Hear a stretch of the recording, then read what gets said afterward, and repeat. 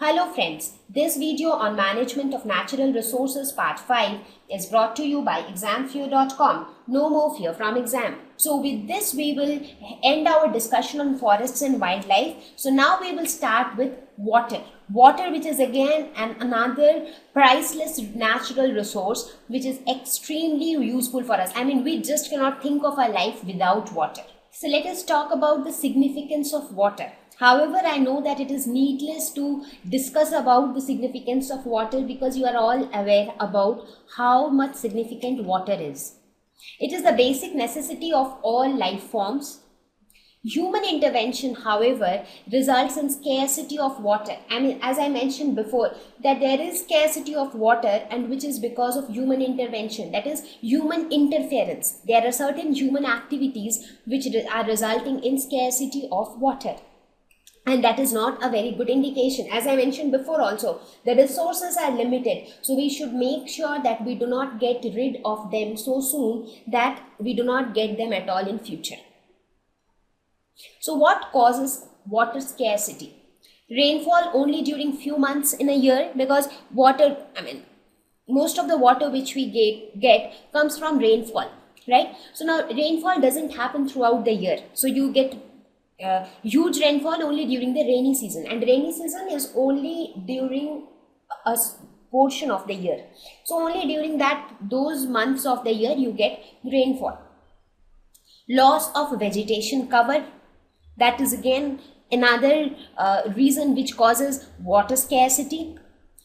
Diversion of high water demanding crops. So now if we start planting more crops, more such crops which needs more water, because in order to cultivate different types of crops, then need of water is different. There will be certain crops which will need more water, there will be certain crops which will need less water. So now if we start cultivating more such crops which need more water, what will happen? More water will get consumed, and as a result water scarcity will be there. So we should try to balance the kind of crops which we are cultivating. We should cultivate some crops which needs less water as well, so that we can save some water.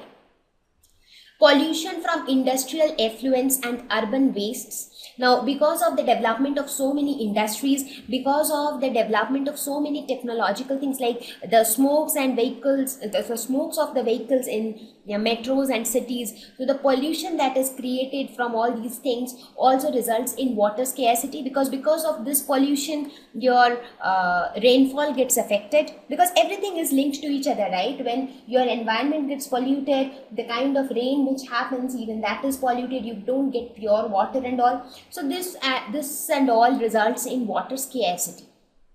So these are some of the things which results in water scarcity, in which human beings have a very important role to play, because the pollution from industrial effluents and urban waste, it is under control of human beings. If people want, they can bring this pollution under control. Diversion for high water demanding crops, this is again under the control of human beings. If people want, they can divert towards low water demanding crops cultivation, right? So most of the things are under the control of human beings, and that is how we can get rid of water scarcity.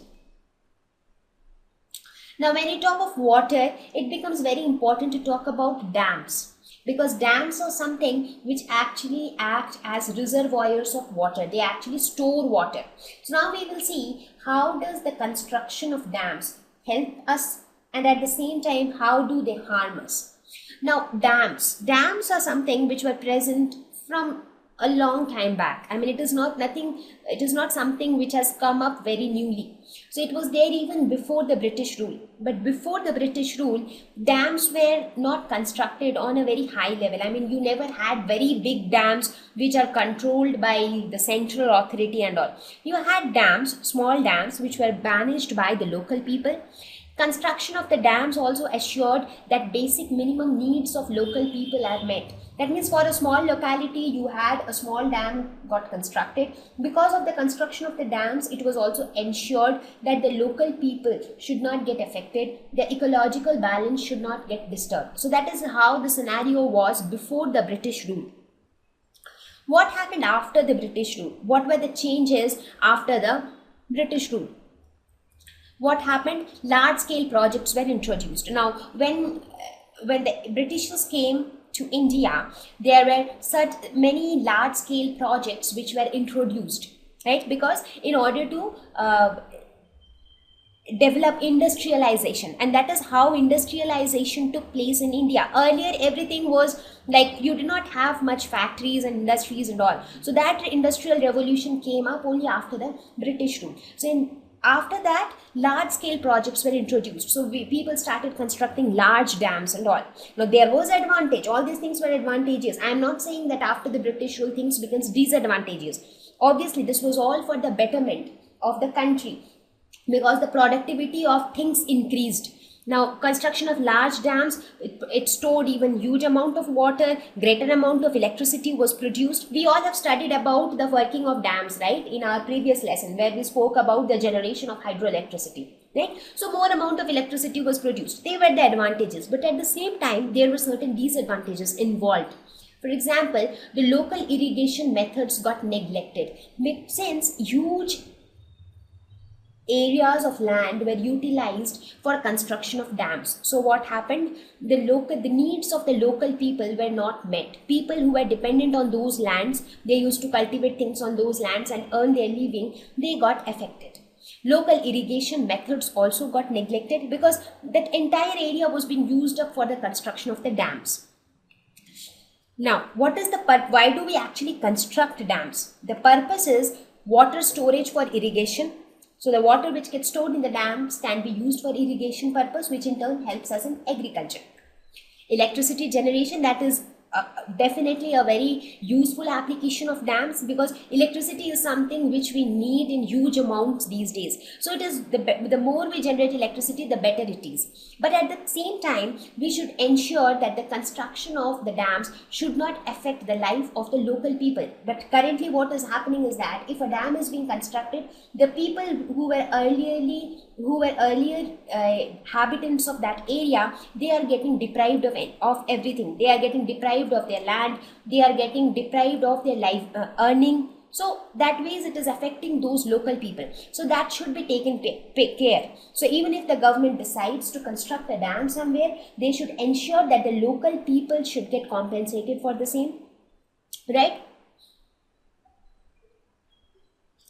So let us now talk about the problems with dams. No equal distribution of water. Now, even if the dam gets constructed and you store water in dams, what happens? There are a certain group of people who are benefited with the water stored in the dams. There will be certain group of people who will make use of that water and they will cultivate high water demanding crops and all those things. But at the same time, there will be another segment of people who are completely deprived of water. So it does not ensure equal distribution of water.